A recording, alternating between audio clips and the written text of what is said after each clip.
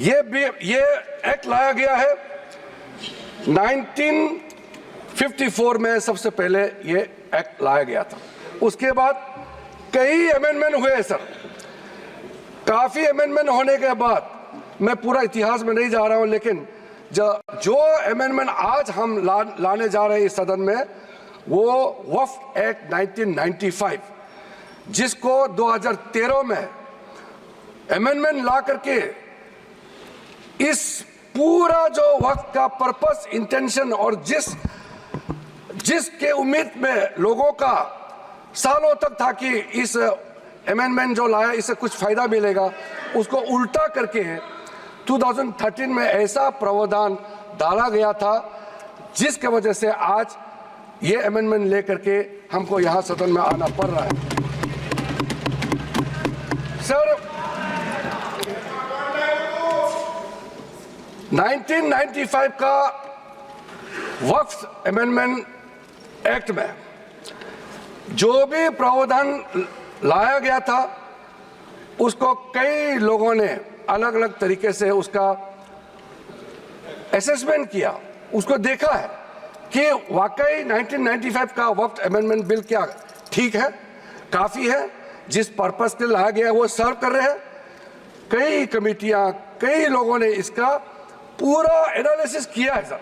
मैं उसका आपके सामने में अभी रखूंगा, लेकिन ये पाया गया है कि 1995 का वक्फ अमेंडमेंट एक्ट ये बिल्कुल असक्षम रहा है, और जिस पर्पस के लिए एक्ट लाया गया है वो पर्पस सर्व नहीं हो रहे थे, और कई गलतियां, कई खामियां इसमें पाया गया है। उसके लिए कुछ कदम उठाया गया है।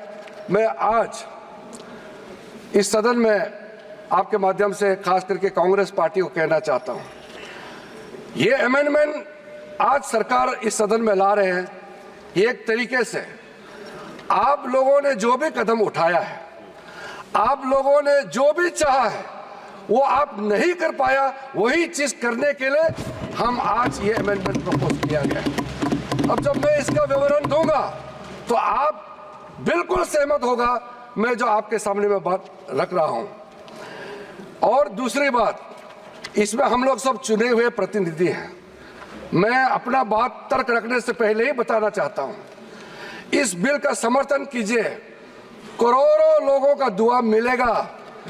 अगर आप विरोध करोगे, चंद लोगों ने पूरा वक्फ बोर्ड को कब्जा करके रखा हुआ है, और आम मुसलमान लोगों को जो न्याय इंसाफ नहीं मिला, उसको सही करने के लिए ये बिल लाया गया है। इतिहास में दर्ज होगा कि ये बिल को कौन कौन समर्थन किया है और किसने विरोध किया है, ये इतिहास में नाम दर्ज होगा। इसलिए इस बिल का विरोध करने से पहले आप सोचिएगा करोड़ों गरीब महिलाओं का, बच्चों का, गरीब मुसलमानों का।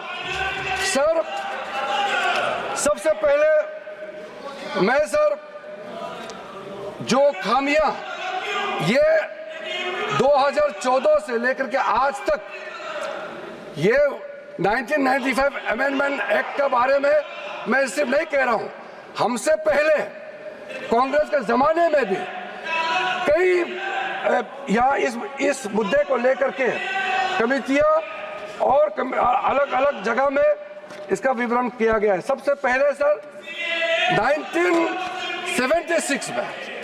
1976 में वक्फ इंक्वायरी रिपोर्ट पेश किया गया था, और 1976 वक्फ इंक्वायरी रिपोर्ट में जो बड़ा रिकमेंडेशन आया है, मैं आपके सामने में पढ़ के सुनाना चाहता हूं। 1976 वक्फ इंक्वायरी रिपोर्ट में कहा गया है, सारा वक्फ बोर्ड्स जो है मुतवालिस के कब्जे में चले गए हैं, उसको डिसिप्लिन करने के लिए प्रॉपर कदम उठाया जाना चाहिए। 1976 वक्फ इंक्वायरी रिपोर्ट का दूसरा रिकमेंडेशन है, लिटिगेशंस और केसेस जो आपस में मतभेद इतना ज्यादा है, उसको सरल करने के लिए ट्राइब्यूनल सिस्टम को गठन होना चाहिए। उस समय का रिकमेंडेशन था।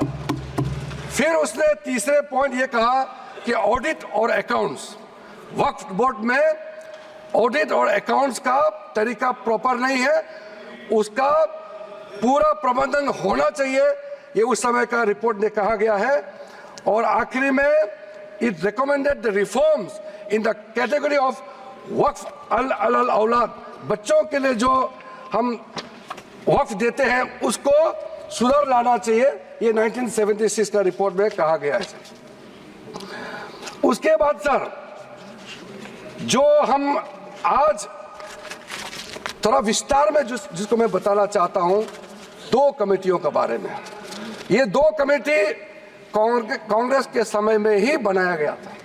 सबसे पहले high level committee under justice Rajendra Sachar, ये सर 9 मार्च 2005 में गठन किया गया था। यूपीए का सरकार आ चुके थे और ये स्पेसिफिक मुसलमानों के लिए, उनके वेलफेयर के लिए ये गठन हुआ। और सच्चर कमेटी का जो रिपोर्ट है ये हम सब मालूम है, मैं सिर्फ रेलेवेंट पोर्शन आज इस सदन में बताना चाहता हूं। सच्चर कमेटी का जो पहला रिकमेंडेशन है, इसमें कहा गया है एनुअल इनकम जितना वक्फ बोर्ड का प्रॉपर्टीज है 4.9 लाख रजिस्टर्ड वक्फ प्रॉपर्टीज, ये सिर्फ 163 करोड़ ही आमदनी जनरेट होता है। ये किसी भी रूप से जस्टिफाई नहीं किया जा सकता है और इसको एफिशिएंट तरीके से, मार्केट तरीके से, जिस तरीके से मैनेज होना चाहिए सारा वक्फ प्रॉपर्टी को, अगर सही माने में उस समय उन्होंने कहा, उस सच्चर कमेटी ने, तो उस समय 12,000 करोड़ रुपया पर एनम मिलता है और उस समय जनरेट हो रहा था 162 करोड़। लेकिन मैं साथ साथ ये भी कहना चाहता हूं, क्योंकि वो कमेटी की रिपोर्ट है और मैं माइनॉरिटी अफेयर्स का मंत्री होने के नाते जो हम लोगों ने स्टडी किया है, टोटल 8,72,320 वक्फ प्रॉपर्टीज हमारा जो वामसी जो पोर्टल है उससे पूरा डिटरमिन नहीं किया जा सकता है, लेकिन उसका मार्केट वैल्यू सच्चर कमेटी ने जो कहा है उससे कई गुना अधिक होने का संभावना है। ये एक आम अंडरस्टैंडिंग की बात है, सबको मालूम है वक्फ के पास कितना प्रॉपर्टी है, वक्फ बोर्ड के पास, और कितना आमदनी है। दूसरा सर, सच्चर कमेटी का रिकमेंडेशन, सच्चर कमेटी ने, आप यूपीए का समय में ही आपने कमेटी का रिपोर्ट एक्सेप्ट किया, उसमें कहा गया कि अभी जो मौजूदा वक्फ बोर्ड है उसको ब्रॉड बेस किया जाना चाहिए। जो लोग मेंबर होते हैं, जो लोग इस कमेटी में, जिस वक्फ बोर्ड में है, उससे काफी नहीं है, इसलिए इसका ब्रॉड बेस होना चाहिए, रिप्रेजेंटेशन ज्यादा होना चाहिए। ये सच्चर कमेटी का रिपोर्ट का पहला नंबर पॉइंट। इसमें सर दो महिला सेंट्रल वक्फ काउंसिल और स्टेट वक्फ बोर्ड्स में होना चाहिए, ये भी सच्चर कमेटी का ही रिकमेंडेशन है। सेक्रेटरी जो होते हैं सेंट्रल वक्फ काउंसिल का, वो joint secretary level government of India का उस स्तर का ऑफिसर होना चाहिए। उसमें अंडर सेक्रेटरी का जूनियर ऑफिसर लेवल जो बनाया है, उसको आप रैंक को जॉइंट सेक्रेटरी लेवल तक उसको उठाना चाहिए, ये उसी कमेटी का रिपोर्ट में आया है। और जो स्टेट में वक्फ बोर्ड है उसमें क्लास 1 ऑफिसर होना चाहिए। सच्चर कमेटी ने सीधा ये कहा है कि प्राथमिकता महिलाओं और बच्चों को दिया जाना चाहिए। हम आज का जो बिल आपके सामने में पेश कर रहे हैं, ये उसी सच्चर कमेटी का रिपोर्ट के अनुसार 100% हम यहाँ आपके सामने में लाया जा रहा है। और आपको तो खुश होना चाहिए, ये कमेटी आपने बनाया सर। हमने करके दिखाया सर, ये सर हमने शांति से इनकी बात सुना। अध्यक्ष महोदय जी, ये सीनियर मेंबर है, इस तरह से बीच में उठ के बोलना ठीक बात नहीं है, आपको तो नियम मालूम है। सर दूसरा कमेटी जॉइंट पार्लियामेंट्री कमेटी, जो जॉइंट पार्लियामेंट्री कमेटी कॉन्स्टिट्यूट किया गया है, जिसका अध्यक्षता के रहमान खान जी, तो उस समय कैबिनेट मिनिस्टर भी रहे, माइनॉरिटी अफेयर्स मिनिस्ट्री का भी मंत्री रहा है, उनके डिप्टी स्पीकर भी रहा, डिप्टी चेयरमैन राज्यसभा में रहा है, और उन्हीं के अध्यक्षता में पूरा पार्टी के सदस्य हमारा भारतीय जनता पार्टी से भी मेंबर थे। उस जेपीसी में सर सीधा वक्फ बोर्ड के बारे में कहा गया है कोई इंफ्रास्ट्रक्चर ठीक तरीके से नहीं है, वहाँ मैन पावर टोटली इनसफिशिएंट है, इनकम्पिटेंट है, और फंड इतना कम है, सही मैनेज नहीं किया गया है। इस तरीके से वक्फ बोर्ड नहीं चल सकता है। दूसरा, मुतवालीस के बारे में कहा है कि लगता है सारा वक्फ बोर्ड का ध्यान किसको मुतवाली बनाना है और उसको कैसे हटाना है, इसी में केंद्रित है, इसलिए इसका प्रावधान को हटाना चाहिए। फिर कहा गया है डॉक्यूमेंट, महत्वपूर्ण डॉक्यूमेंट जितने भी हैं उसको प्रॉपर से मेंटेन करने का भी प्रावधान वक्फ बोर्ड में नहीं है, उसको किया जाना चाहिए।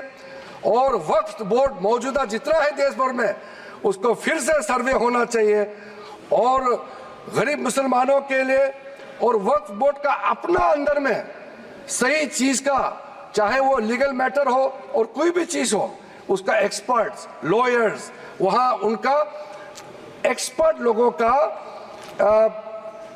और भी लोगों को अंदर लाने का जरूरत है ताकि वो ज्यादा चुरुस्त दुरुस्त हो सके। जॉइंट पार्लियामेंट्री कमेटी का और सजेशन है टोटल वक्फ बोर्ड को कंप्यूटराइजेशन करना चाहिए, डेटाबेस को सेंट्रलाइज करना चाहिए, और म्यूटेशन रेवेन्यू रिकॉर्ड में होना चाहिए जितना भी वक्फ बोर्ड का प्रॉपर्टी है। ये सचर कमेटी ने और ये जॉइंट पार्लियामेंट्री कमेटी ने रिकमेंड किया। और सर आप सबको भी एक बार वो कमेटी का रिपोर्ट मैं आपको ही दे देता हूं ताकि आप भी पढ़े फिर से। और सर टोटल जो 1995 वक्फ एक्ट को फिर से मजबूती से रीलुक करना चाहिए, ये जॉइंट पार्लियामेंट्री कमेटी का ही रिपोर्ट है। और एक आपने अपॉइंट किया, अब देखिए जॉइंट पार्लियामेंट्री कमेटी का मेंबर, आपको मैं मेंबर का नाम भी दे देता हूं, चेयरमैन का तो नाम मैंने बता दिया, आपका वरिष्ठ नेता थे, आपने अपॉइंट किया। ये सारा रिकमेंडेशन आज आप तो हमको शाबाशी देना चाहिए, जो आप नहीं कर पाया वो हम ला रहे हैं सदन में, सारा का सारे प्रॉब्लम, सारा का सारा सजेशन ये उस समय सबको मालूम कर चुके हैं। इसलिए सर राहुल जी कन्विंस हो गए, ये मनी मन में सब कन्विंस है, ये राजनीतिक दबाव में अपोज कर रहे हैं, अंदर अंदर सब लोग समर्थन दे रहे हैं, ये मुझे मालूम है अध्यक्ष महोदय जी। सर राहुल गांधी सहमत होकर जा रहे हैं, राहुल गांधी जी तो अभी बाहर निकले हैं, लेकिन सहमत देकर के गया है कि हम जो कह रहे हैं सही कह रहे हैं। सर मैं इसी बीच कुछ इंडिविजुअल केसेस और कंसल्टेशन जो हम आज बिल लाया है, कुछ सदस्यों ने कहा है कि और कंसल्टेशन होना चाहिए था। आपको मैं दावे के साथ बताना चाहता हूं, जितना कंसल्टेशन प्रोसेस पिछले 10 सालों में किया गया है, आज तो किसी सरकार ने इतना स्टेक होल्डर से कंसल्टेशन प्रोसेस नहीं किया है। मैं आपको बताऊंगा अभी, आप सिर्फ शांति से सुनिए सर। मैं फिर से कहता हूं, जो संविधान का हवाला दे करके बिल का जो पर्पस को, मंशा को गलत धारणा दे करके मिसलीड करना चाहता है, मैं फिर से कहना चाहता हूं सर, अगर कोई भी बोर्ड हो या कोई भी इंडिविजुअल हो, अगर कुछ काम ऐसा करता है जिसको कोर्ट में रिव्यू करना है, तो इसमें सर गलत बात क्या है? अगर ट्राइब्यूनल का फैसला गलत है, अगर उसमें कोर्ट में अपील करने का प्रावधान देते हैं, उसमें गैर संवैधानिक कैसे हो गया ये बताइए आप अगर तर्क रखते हैं तो आप उसका जस्टिफिकेशन भी देना पड़ेगा सर। अगर सर ऐसे केसेस में अभी बताने वाला हूं कि कितने सालों तक वक्फ बोर्ड में बैठे वाले लोग आपस में तालमेल करके और ट्राइब्यूनल में मैटर दे देते हैं और ट्राइब्यूनल अपने तरीके से या पेंडिंग रख देते हैं या दूसरे तरीके से फैसला देते हैं। इसका चैलेंज आप किसी अदालत में नहीं कर सकते हैं। सर लोकतंत्र में भारत जैसा महान देश में क्या ऐसा व्यवस्था इतने सालों तक चलना चाहिए सर? वो गुमराह करे, वो ऐसा तरीका बनाया, तरीका बनाया इन्होंने कि ट्राइब्यूनल सर ये इस तरह से आप लोग बात करके मेरा आवाज नहीं दबा सकते हैं। सच्चाई सुनना पड़ेगा आपको, क्योंकि सर तरीका ऐसा बनाया कि ट्राइब्यूनल का जजमेंट का रिव्यू नहीं हो सकता है। कितने कोर्ट में पेंडिंग है वो मैं अभी बताऊंगा सर। दूसरा इन्होंने संविधान का हवाला दिया सर। इन्होंने संविधान का बार-बार हवाला दिया। हमारा देश के अंदर में कोई भी कानून, कोई भी स्पेशल लॉ, सुपर लॉ नहीं हो सकते हैं। संविधान से ऊपर कोई कानून नहीं हो सकते। लेकिन आप सर इसमें प्रावधान देखिए, इस 1995 का वक्फ एक्ट में ऐसा प्रावधान है जिसका बाकी कानून के ऊपर में ओवरराइडिंग इफेक्ट था सर। क्या ऐसे कानून हमारे देश में होना चाहिए सर? जो मैं यूएई के बारे में बताना चाहता हूं, जब हमारा देश का विभाजन हुआ, यहां से जितना मुसलमान पाकिस्तान गए उनका भी प्रॉपर्टी था, और पाकिस्तान से जितना हिंदू भारत में आए उनका भी प्रॉपर्टी काफी वहां थे। पाकिस्तान में जितना भी हिंदुओं का प्रॉपर्टी है वो तो सरकार ने ले लिया और बाकी जो भी करना था कर लिया। यहां से जो मुसलमान गए उसमें ज्यादातर लोगों ने अपना प्रॉपर्टी को वक्फ के तहत डिक्लेयर करके गए। और सर ऐसा कई केसेस है, मैं अभी बहुत लंबा इसमें नहीं जाना चाहता हूं, ये फैक्चुअल चीज है सर। मैं ये कहना चाहता हूं कि ठीक है, आपका जमीन है, आप किसी को क्या करना चाहता है मैं उसको नहीं कह रहा हूं। मैं इसी बात को कहना चाह रहा हूं कि अगर किसी ने अपना विल, अपना डीड दिया है, अपना जो मनसा को साफ किया है, अगर उसका लाभ मुसलमान महिला या मुसलमान बच्चे को अगर लाभ नहीं मिलता है तो क्या सरकार चुपचाप बैठना चाहिए सर? ये हमारा दायित्व है, ये इस सदन का दायित्व है कि गरीब महिला कोई भी हो, चाहे हिंदू हो, मुसलमान हो, सिख, ईसाई, बौद्ध, पारसी और जैन, कोई भी हो, ये इस सदन का दायित्व है कि न्याय दिलाने के लिए अगर कोई कमी है तो पूरा करना चाहिए। और आज हम सर, आज जो ये अमेंडमेंट बिल लेके आ रहे हैं उसमें सारा प्रावधान रखा गया है। उसमें एक मैटर मैं बोलना चाहता हूं, लॉ ऑफ लिमिटेशन में क्या कहते हैं सर? इसमें ऐसा प्रावधान था जिसको हम हटा रहे हैं आज के इस अमेंडमेंट के जरिए। लॉ ऑफ लिमिटेशन में ऐसा था पुराने कानून में कि इतने साल तक आप अगर कोई अपील नहीं किया या उस समय उसका कुछ बीच में कुछ घटना हो गया या पुराने बहुत साल हो गए, आप लॉ ऑफ लिमिटेशन तो होना चाहिए ना सर, कहीं सीमा तो होना चाहिए। लेकिन इन्होंने ऐसा किया कि मान लो कोई खड़ा होकर कहेगा कि 500 साल पहले मेरा बाप दादा का इस जगह में कोई कार्यक्रम चलता था, नमाज पढ़ा था या किसी ने कुछ किया है, सिर्फ एक बात बताने पर पूरा वो जगह को वक्फ प्रॉपर्टी डिक्लेयर किया जाता था। ऐसा नहीं कर सकते।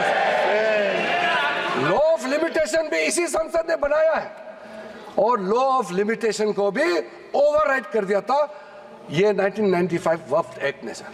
तो ये कैसे हो सकता है कि एक ऐसा कानून इस देश में कैसे हो सकता है कि बाकी जितना कानून को ऊपर में चढ़ जाता है और उसका ओवरराइडिंग इफेक्ट होता है? ऐसा हो नहीं सकता। हम कैसे एक्सेप्ट किया है इतने सालों तक? तो ये सर एक अच्छा समय है, जो गलती किया है ठीक है, इंसान से गलती हो जाते हैं और पार्टियों ने भी गलती किया होगा, कांग्रेस पार्टी ने, बाकी पार्टी ने। आज सुधरने का समय है, तो हम सुधर ला रहे हैं। गलतियां हुई हैं, लेकिन जो सुधरते समय कम से कम आप विरोध ना करें सर। और sir section 108 special provision under evacuate property act 1950, उसको सर हम लोग हटा रहे हैं, क्योंकि ऐसा सेक्शन हमारा देश का किसी कानून में, किसी भी स्टैट्यूट बुक में नहीं रहना चाहिए सर। उसके बाद सर उसके बाद मैं कुछ ऐसा इश्यूज पे जाना चाहता हूं जिससे हमारे सारे सदन को सुन करके उनको कन्विंस होगा सर। सर आप सर इनको थोड़ा चुप करें, बीच बीच में इस तरह का कहना, सीनियर मेंबर है सर। अब हम सर बड़ा विषय पे जाना चाहता हूं सर। ये हमने जो कंसल्टेशन का प्रोसेस किया है, मैं पुराने दिनों के बारे में नहीं कह रहा हूं, 2014 के बाद कितने लोगों से, हजारों लाखों लोगों से, या तो मंत्रालय के ओर से जाके उनके साथ कंसल्टेशन किया, या वो रिप्रेजेंटेशन लेकर के मंत्रालय में आए और उनके बात को हमने सुना है सर। पिछले एक साल के अंदर में, पिछले सिर्फ एक साल के अंदर में online complaint 194 complaints related to encroachment and illegal transfer of waqf land, एक साल के अंदर में।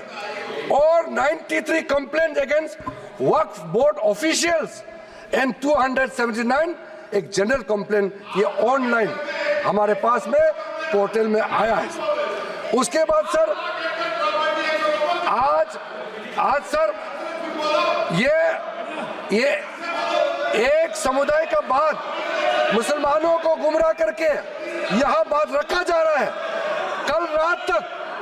कल देर रात तक मेरे पास में मुसलमानों का डेलीगेशन आते रहा और हमसे पहले भी कितने लोग मिले हैं। और इसको आप ये सोचते हैं कि क्या सर ये क्या बोहराज कम्युनिटी का संख्या कम है, इसके लिए ये महत्व नहीं देंगे क्या सर? अहमदिया ये कम संख्या है, इसलिए क्या उनका सोच, उनका प्रॉब्लम्स का नजरअंदाज करेंगे सर? सर आगा खानी संख्या कम है, क्या उसके बात को नहीं सुना जाना चाहिए सर? एक कम्युनिटी डोमिनेशन करके अगर छोटे छोटे लोगों को कुचल देंगे तो फिर हम इस सदन में बैठ करके हम न्याय कैसे दे सकते हैं? इसलिए ये एक तरफा आवाज उठा करके पूरा मुसलमान के नाम से ये लोग एक तरफा, ये कुछ चंद लोगों का आवाज यहाँ आज बुलंद कर रहे हैं इस सदन में सर।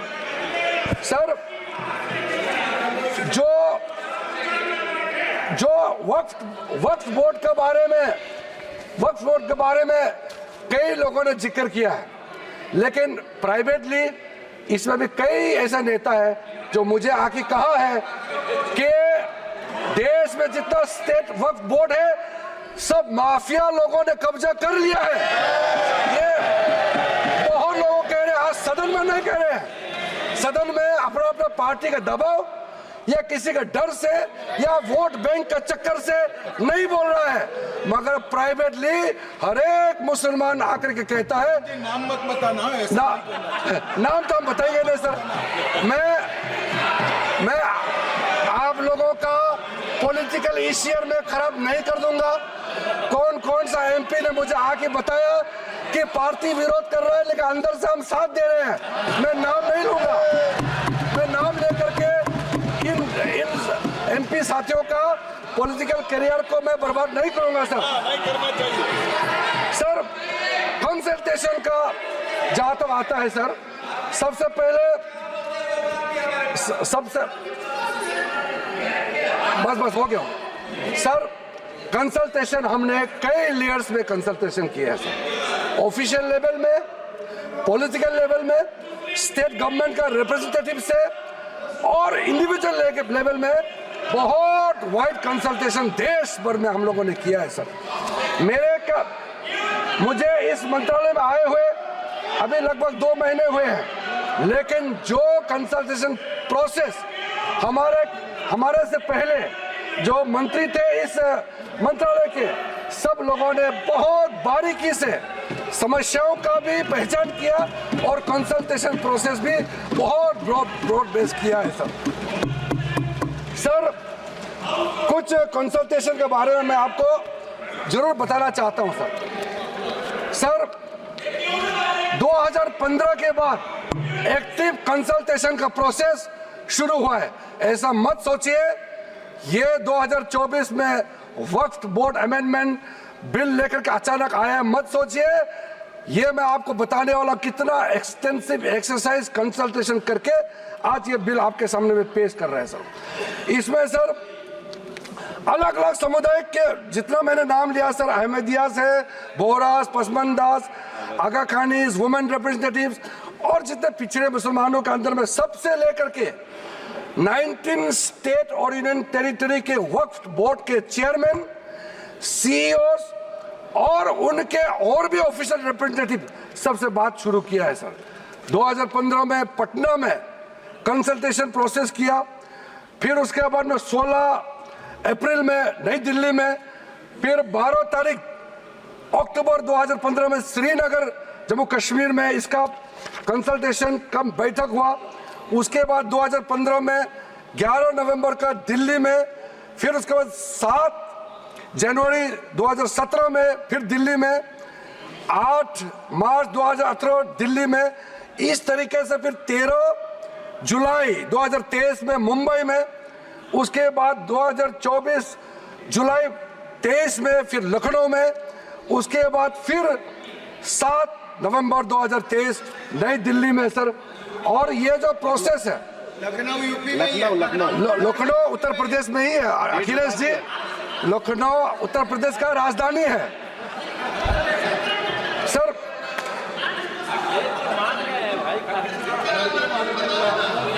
आप मुख्यमंत्री रहे हैं वहां सर।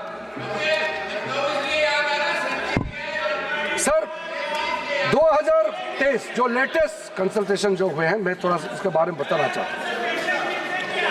इसमें सर जनरल पब्लिक जो आम मुसलमानों के साथ चर्चा हुई, क्योंकि हमारा मंत्रालय ने खुले मन से कहा कि इंडिविजुअल लेवल में भी आपका कोई इश्यू है, आप आ सकते हैं, आप बात रख सकते हैं, मंत्री के साथ मुलाकात कर सकते हैं और अधिकारियों के साथ आप मिल सकते हैं।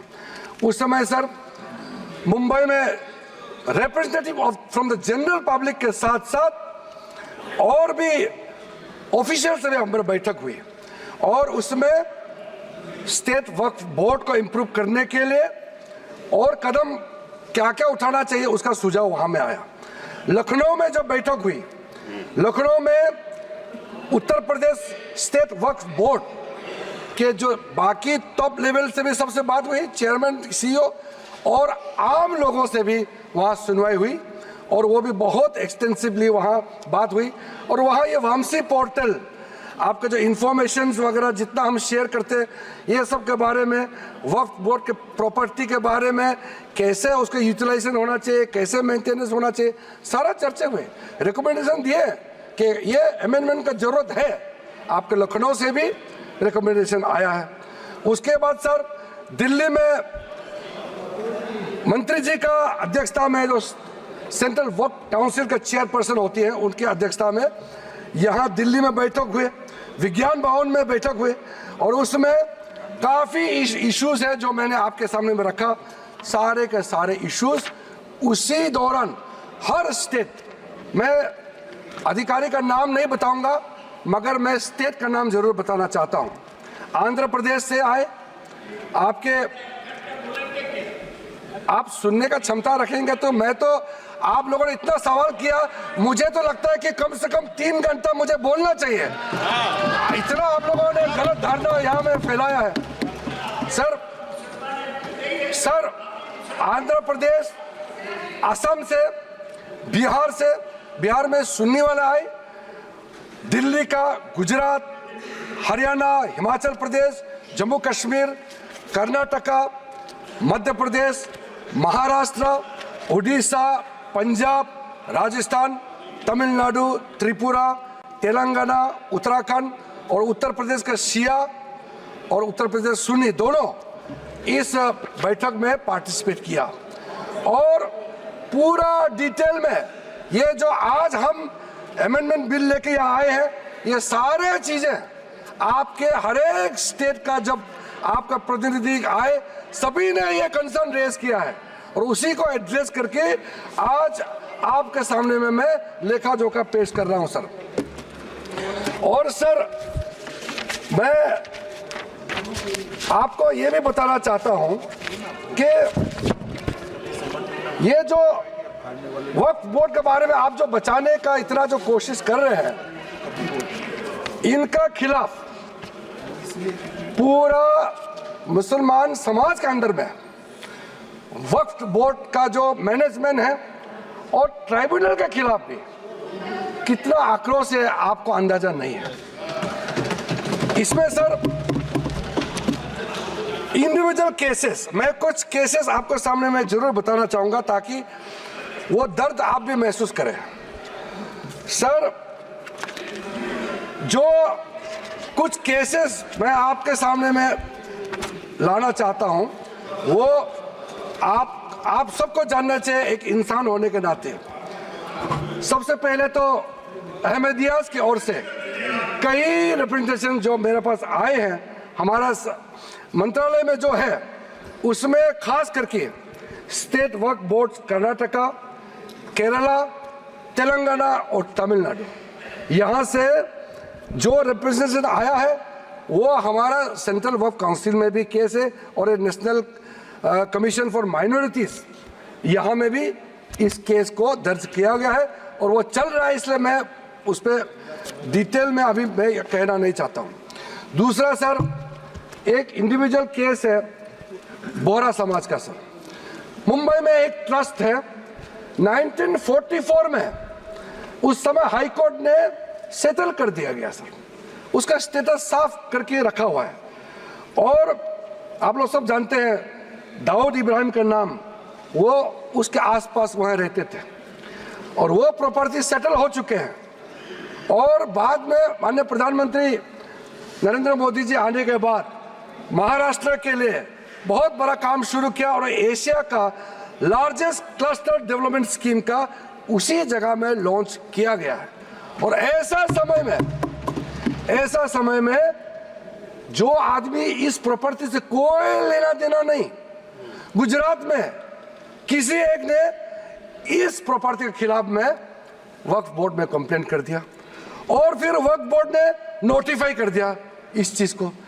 अब आप सोचिए सर, जो आदमी ना वो शहर में रहता है, ना इतिहास में उस प्रॉपर्टी से कोई लेना देना है, ना वो राज्य में रहता है, कहीं और का है, और एक डेवलपमेंट प्रोजेक्ट को कंप्लेन करके वक्फ बोर्ड के माध्यम से इंटरफेयर करके डिस्टर्ब किया। आप सोच के देखिए, और वो कम्युनिटी के लोग जो हमसे मिलने आते हैं उसका दिल के अंदर में कितना दर्द होता होगा। मैं मिलने का समय में मुझे समझ में आ गया था कि ये इसका क्यों सॉल्यूशन नहीं हुआ। दूसरा सर, ये मीडिया में भी सर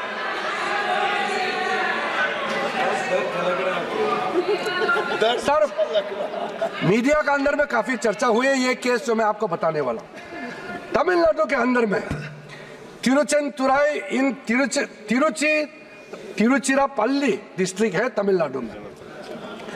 वहां 1500 साल पुराना सुंदरेश्वर टेम्पल मंदिर वहां मौजूद थे और वहां बेचारे एक वहां के गांव में रहने वाले, उसको पता भी नहीं है, वो अपना जमीन बेचने के लिए 1.2 एकड़ जो बेचने के लिए गए तो आप बताया गया कि आपका गांव तो वक्फ का जमीन है।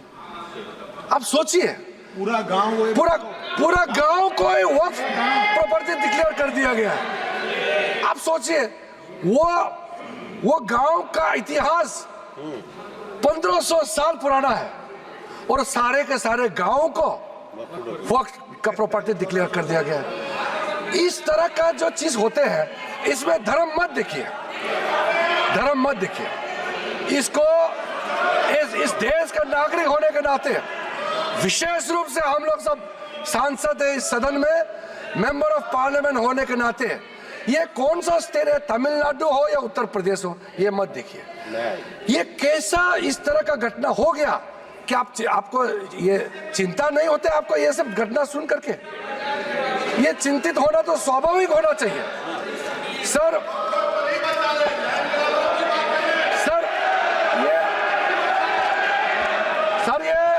ये सुन नहीं पा रहे हैं और विषय को भटकाने के लिए तरह तरह का बातें यहाँ किया जा रहा है।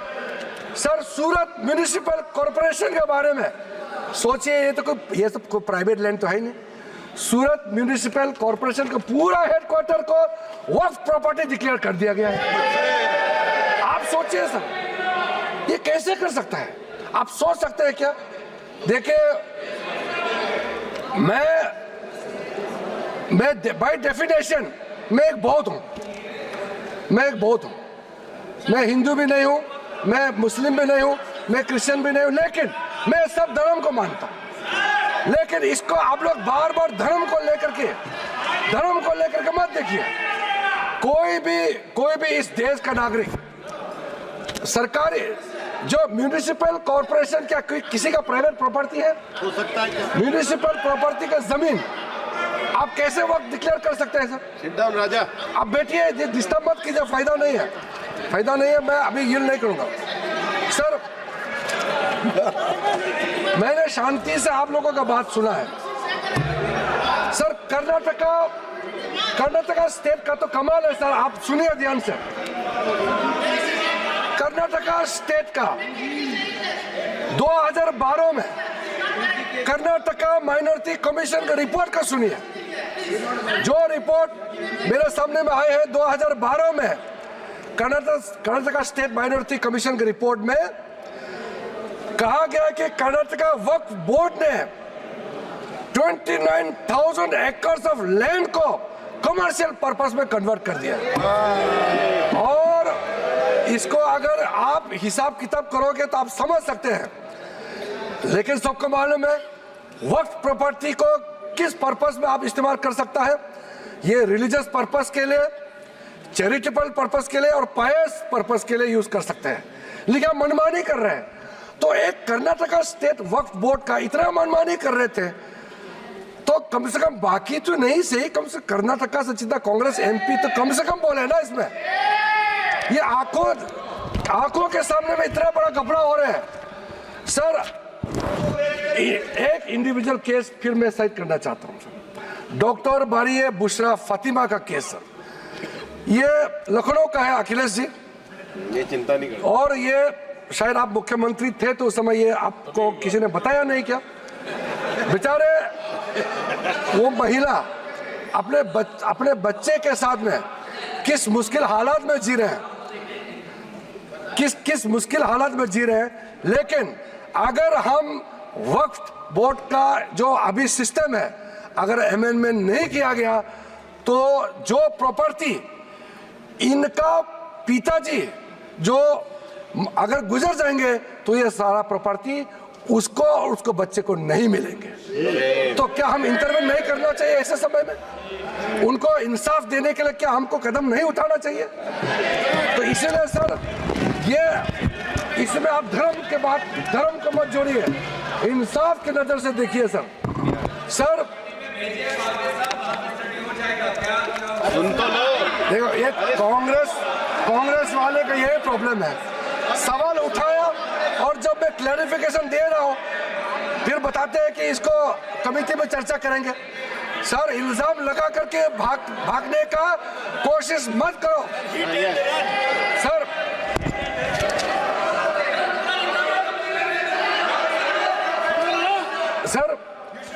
हमारे पास में मैं समझता हूं पार्लियामेंट्री कमेटी में देखिए सर, अध्यक्ष महोदय मेरा जवाब के बाद हम क्या करना है आपके परमिशन से, हाउस का सेंस से लेकर के आगे हम बढ़ेंगे। मगर जो इन्होंने इतना मेंबर्स आपके परमिशन के बाद बोला, झूठे बातें प्लस भ्रम फैलाया, असत्य बात के असत्य है, ठीक है।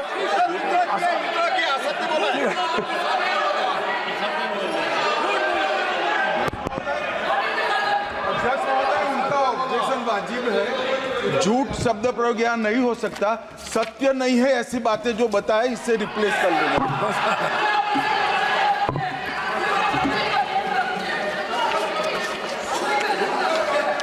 सर तो सर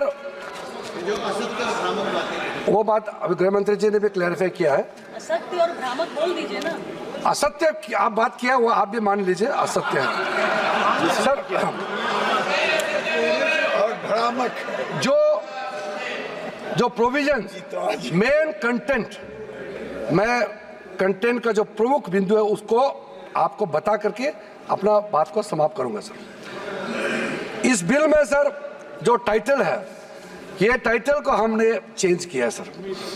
टाइटल इसलिए है कि जब बिल पेश करता है तो उसका एक फ्यूचरिस्टिक विजन और इंटेंट सामने में आना चाहिए सर। अब ये बिल आज जो पेश किया जा रहा है उसका नाम होगा United work act management empowerment efficiency and development act 1995, short में उम्मीद। इसलिए मैं उम्मीद करता हूं कि आप जरूर इस बिल के प्रावधानों को समझते हुए आप पुरजोर समर्थन करेंगे सर। सर एक टाइटल जो है हमने डेफिनेशन में जो चेंज कर रहे हैं, जो भी किसी भी प्रॉपर्टी को जो अगर आप डिक्लेयर करना चाहते हैं तो डिक्लेयर करने का आपका अधिकार तो होना चाहिए। 2019 में जो चेंज किया वो बहुत डेंजरस था सर। 2013 में क्या किया, कोई भी आदमी वक्फ डिक्लेयर कर सकता है। हमने कहा बिल्कुल नहीं कर सकते हैं, जो मुसलमान है वही वक्फ क्रिएट कर सकते हैं और नॉन मुसलमान नहीं कर सकते। नहीं तो सर ये फ्यूचर में जब जवाब देते समय हम डिटेल बोलेगा कि इसका डेंजरस कॉनोटेशन क्या हो सकता है। और किसी को भी आप वक्त टाइटल डिक्लेयर करने के लिए इजाजत देंगे तो फिर ये कैसे हो सकता है सर। इसलिए हमने पुराना सिस्टम, ये 2013 का है, हम पुराने सिस्टम में पुराना डेफिनेशन में वापस जा रहे हैं सर। अब सर इन्होंने कलेक्टर्स के बारे में काफी आपत्तिजनक उन्होंने याद दर्ज कराया। कलेक्टर जो डिप्टी कमिश्नर होते हैं, क्या कोई पर्टिकुलर पॉलिटिकल पार्टी अपॉइंट करते हैं क्या? वो रेवेन्यू उसी के पास रहते हैं जी। रेवेन्यू का रिकॉर्ड कलेक्टर के पास ही रहते हैं सर। और ये बोलते हैं कि कलेक्टर के पास ये रेवेन्यू वाला काम कलेक्टर को नहीं देना चाहिए। तो कलेक्टर का काम क्या है बताइए फिर? आप बताइए।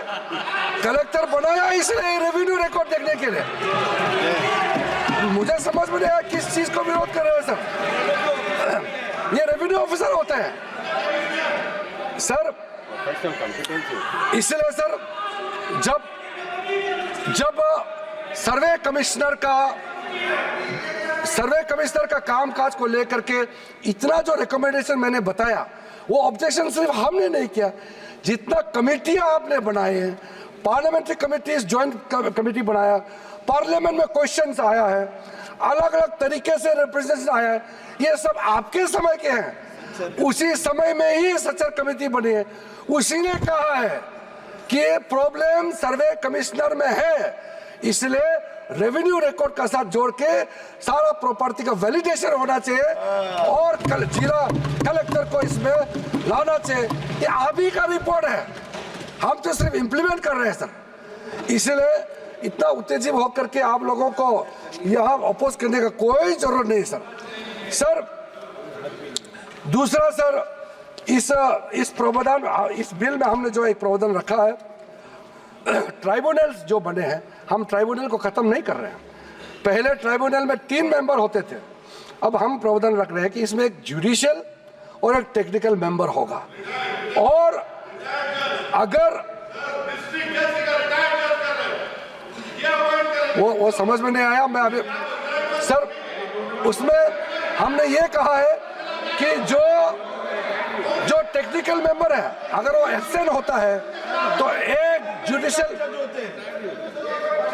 सर इनको मालूम नहीं है इस देश में जितना भी ट्राइब्यूनल बनाते हैं, कमीशन बनाते हैं, और इतने जज ही बनाया जाता है। जितना ट्राइब्यूनल में उसमें टेक्निकल मेंबर जो होते हैं वो अधिकारी को बनाया जाता है, लेकिन जो जुडिशियल मेंबर होता है वो रिटायर्ड जज ही होते हैं। इतना तो समझना चाहिए, 5 बार MP हो चुके हैं। सर हम लोग साथ आए लोकसभा में, इतना तो जानना चाहिए। हम लोग एक समय चुन के आए, एक समय हम लोग एक साथ में आए थे, अभी तो इसको ये मालूम नहीं है।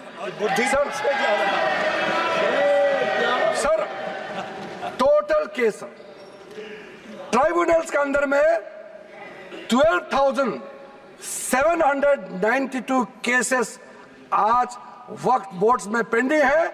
19,207 ट्राइब्यूनल्स में पेंडिंग है।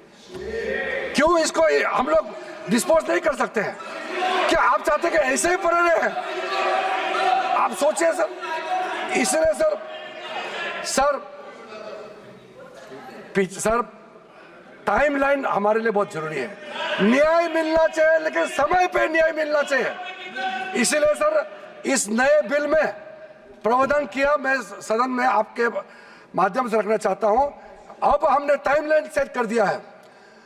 फाइलिंग जो भी होता है उसका अपील 90 डेज के अंदर में होना चाहिए और डिस्पोजल ऑफ द केसेस 6 महीने के अंदर होना चाहिए। अब ये बिल पास होने के बाद ये जो हजारों केसेस पेंडिंग है, इसका पूरा का पूरा साफ हो जाएगा, निवारण हो जाएगा, सेटलमेंट हो जाएगा। इसमें क्या दिक्कत है? जल्दी न्याय मिले तो ठीक है ना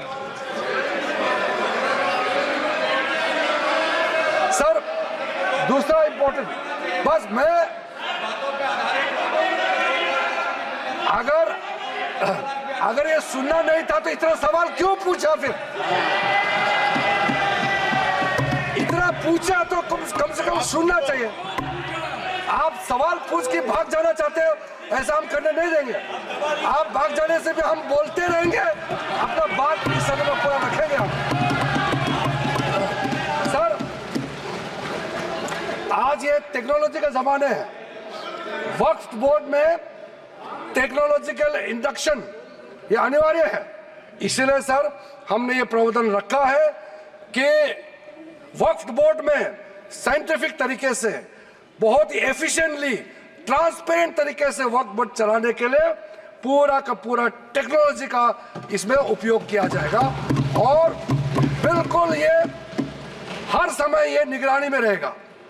हमारा मंत्रालय से ओवरसाइट कंटिन्यूस मॉनिटर करते रहेगा। वक्फ प्रॉपर्टी का सारा प्रावधान ये प्रावधान किया गया है सर। एक पोर्टल सर सेंट्रल गवर्नमेंट का पोर्टल है, उसमें सारा अकाउंट्स का फॉर्मेट होगा और साथ साथ में जो मुतवाली से जिसका खिलाफ इतना कंप्लेंट करते हैं उसको अकाउंटेबल बनाया गया है कि गलत काम करेगा तो उसका खिलाफ कार्रवाई होगा सर। और सर मंत्रालय ने ये सारा पोर्टल को गति शक्ति इकोसिस्टम के साथ हम लोगों ने इंटीग्रेट करने का पॉलिसी प्रोसेस शुरू कर चुके हैं सर।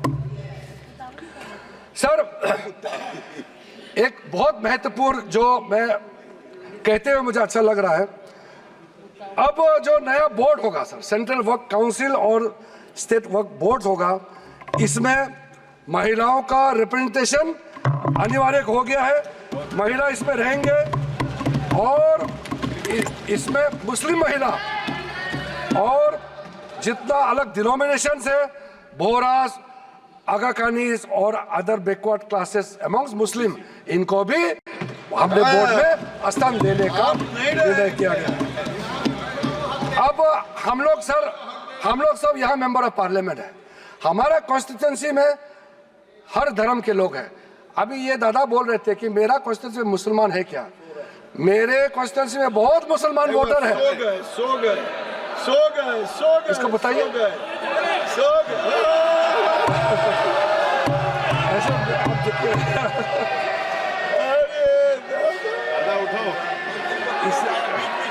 इसलिए मैंने कहा ना दादा, आप हर समय मत बोलिए, नींद आ जाएगा आपको। सर थक जाते हैं हम लोग। सर जो महत्वपूर्ण बात मैं कहना चाहता हूं सर, मैं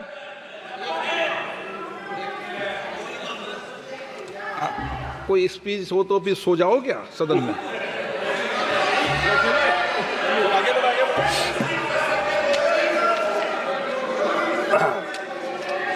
वो कल रात क्या कर रहे थे मैं नहीं पूछूंगा उसको।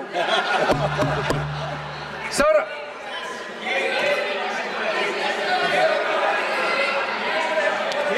चेक कर लेंगे, चेक कर सर लेंगे, चेक कर लेंगे, पॉलिटिकल रिप्रेजेंटेशन चेक कर लेंगे, चेक कर लेंगे।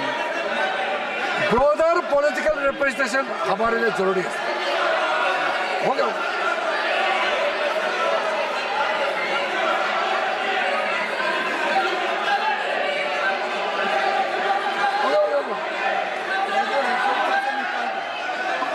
उसको निकाल दीजिए सर।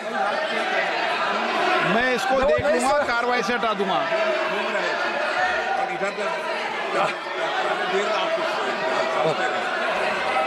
और रात भर पढ़ रहे थे, किताब पढ़ रहे थे, मैं क्या कर सकता हूँ? मैंने उसको कार्रवाई से हटा दिया है, प्लीज प्लीज।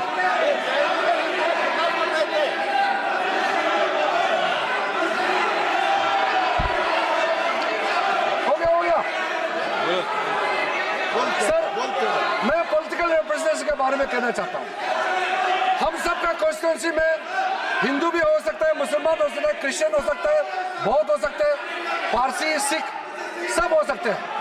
इसलिए मेंबर्स ऑफ पार्लियामेंट को किसी भी धर्म से जोड़ना सही नहीं है। हमने ये नहीं कहा कि वक्फ बोर्ड में इस धर्म को लेके आना चाहिए, हम नहीं कह रहे। हम ये कह रहे मेंबर ऑफ पार्लियामेंट वहां मेंबर होना चाहिए। अब वो मेंबर ऑफ पार्लियामेंट अगर हिंदू है या अगर क्रिश्चियन है तो हम क्या कर सकते हैं? अगर किसी कॉन्स्टिट्यूंसी से किसी एमपी को चुन के भेज दिया by virtue of being member of parliament, अगर वो बोर्ड में मेंबर होता है तो क्या हम उसको चेंज कर देना चाहिए उसके धर्म को? ये एक बेसिक बात है सर। इसलिए सर ये बिना मतलब का ये इशू उठा रहे हैं सर। उसके बाद सर अब मैं सर एक इंपॉर्टेंट बात बताना चाहता हूं। वक्त बोर्ड को अच्छा से चलाने के लिए वहां टैलेंटेड लोग चाहिए, जानकारी लोग चाहिए। ऐसे किसी को आप उठा करके किसी वक्त में मेंबर नहीं बना सकते हैं सर। इसके लिए जो रिकमेंडेशन हमको मिला है, हर कमिटी और जो जेपीसी से भी रिकमेंडेशन मिला है, मैं उसी को बता रहा हूं। Diversified talent pool, administrative skill वाला जिसका अच्छा नॉलेज है, ऐसे लोगों को हम लोग बोर्ड में लाना चाहिए। अच्छे ऑफिसर्स को वक्फ बोर्ड को मैनेज करने के लिए उनको ऑफिसर के हिसाब से वहां नियुक्त होना चाहिए। ये सब बातें हमने रखा है, ये सारा आपका रिकमेंडेशन है। हम बार बार आपको बता रहे हैं, याद दिला रहे हैं, आपका रिकमेंडेशन है, इंप्लीमेंट हम कर रहे हैं, आपको समझ में नहीं आ रहा है। और सर खास करके जो बच्चे और महिलाओं के लिए हमने काफी ध्यान रखा है, ताकि कल को ये एक्ट पास हो जाने के बाद कोई मुसलमान बच्चे या महिला किसी तरीके से उनको इंसाफ मिलने से वंचित रह जाए, ऐसा नहीं होना चाहिए। इसके लिए ठोस प्रावधान हम लोगों ने यहाँ रखा गया है। और सारा जो वक्फ प्रॉपर्टी का जो प्रोसीड्स है, जो भी उसका इनकम होगा, ये सिर्फ मुसलमान कम्युनिटी का वेलफेयर के लिए ही खर्चा होगा। और हम चाहते हैं जब मुसलमान समुदाय को हम लाभ पहुंचाना चाहता है तो हम खास करके गरीब मुसलमान महिलाओं के लिए जो बैकवर्ड है उनके लिए हम कह रहे हैं, आप लोग का हाथ छोड़ेंगे तो आप लोग तो कभी भी इनको कोई मदद देने वाला नहीं है इतने सालों तक। इसलिए हमको ये प्रावधान करना पड़ रहा है। अंत में सर, आदरणीय प्रधानमंत्री जी ने जो स्लोगन दिया है, हमारे एक मंत्र इस सरकार का है, सबका साथ सबका विकास। और ये कह रहे हैं कि मैं मुसलमान नहीं हूं, इसलिए इस बिल में मुझे नहीं बोलना चाहिए। ये तो बहुत आपत्तिजनक वाला बात है। क्या कोई मंत्री बनने के लिए, इस देश का किसी भी मंत्रालय को संभालने के लिए क्या पर्टिकुलर एक धर्म का जाति का होना चाहिए क्या? बार बार वो कह रहे हैं कि मैं मुसलमान नहीं हूं इसलिए मुझे नहीं बोलना चाहिए। ये बहुत गलत बात उन्होंने कहा। मैं इसका आपत्ति दर्ज करना चाहता हूं। सर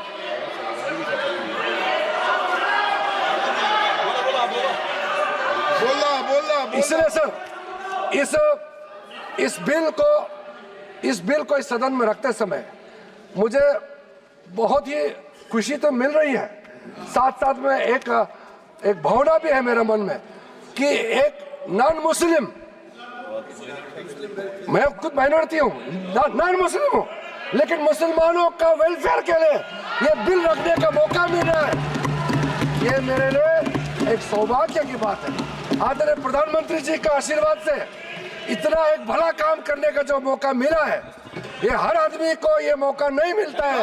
इसलिए मैं अपने आप को मैं बहुत ही भाग्यवान मानता हूँ, क्योंकि हर रोज हम लोग काम करते हैं इस सदन में बैठ करके 12 बजे तक, रात तक हम लोग डिबेट डिस्कशन करते हैं।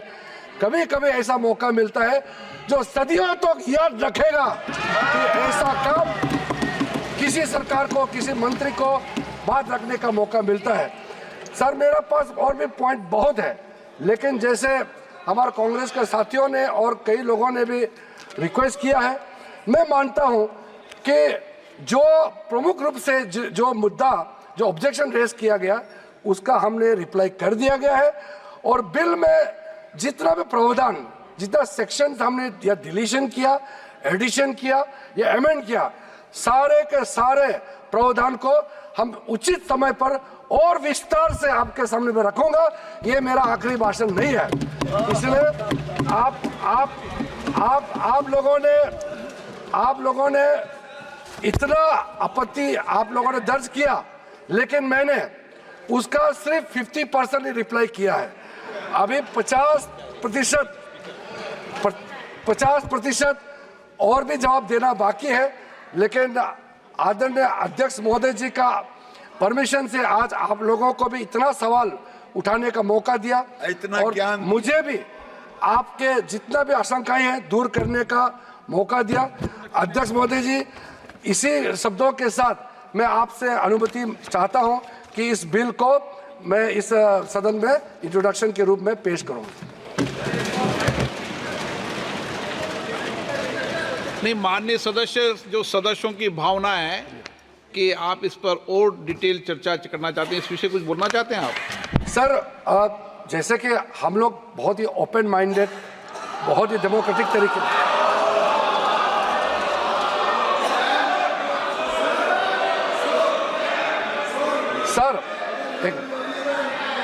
सर ये जो इनका बर्ताव है, इसको देख करके मैं एक बात कहना चाहता हूँ। हम तो नए एमपी बन के आए थे, हम पीछे बैठते थे पुराने सदन में। जब यूपीए का नया सरकार बना था, हम लोगों ने कुछ रिक्वेस्ट किया और सदन में उनके नाम नहीं लेना चाहता हूं, जो सीनियर लीडर है, उन्होंने सदन में उठ के कहा आप लोग का काम अपोज करना है, लेकिन सरकार सुने ना सुने सरकार का मर्जी है। उस समय आप लोग कहते थे। आज हम इतना खुले दिल से कह रहे हैं कि आपने रिक्वेस्ट किया, सारा सदन सबने कहा कि इस बिल पे और भी चर्चा होना चाहिए, स्क्रूटनी होना चाहिए। क्यों नहीं? हम इसके लिए भागने वाला नहीं है, क्योंकि इसमें हमारा मनसा साफ है, हमारा कदम साफ है। किस चीज से डरना है? किसी भी कमेटी में जाके इसको स्क्रूटनी करना है, हम स्वागत करते हैं सर, इसमें पीछे हटने का सवाल नहीं है। जब हम छुप के कोई गलत काम करता है तब भागते हैं, हम भागने वाला नहीं है। इसलिए अगर किसी कमेटी में जाना है, हम सर अपने सरकार की ओर से हम पक्ष रखना चाहते हैं कि ज्वाइंट पार्लियामेंट्री कमेटी गठन करके इस बिल को रेफर किया जाए और फिर ऑल पार्टी अपना संख्या के हिसाब से वहां पे विस्तार से चर्चा करें और स्टेक होल्डर से बुला करके जो भी सुनना है आप इस कमेटी को अधिकृत रूप से यहाँ से आप पास कर दीजिए। और भविष्य में हम खुले मन से इस तरह का आपका सजेशन हम जरूर सुनेंगे, लेकिन देश के लिए जो सही है हम जरूर करेंगे। इसी बातों के साथ आपको बहुत बहुत धन्यवाद देना चाहता हूँ। प्रश्न ये है कि विधेयक को पुनर्स्थापित करने की अनुमति प्रदान की जाए। जो सदस्य इसके पक्ष में आ गए, जो सदस्य विरोध में ना गए, मेरे विचार में निर्णय हाँ वालों के पक्ष में, हाँ वालों के पर अनुमति प्रदान किया दे। अब माननीय मंत्री जी विधेयक पुनर्स्थापित करें। Sir, I introduce the bill.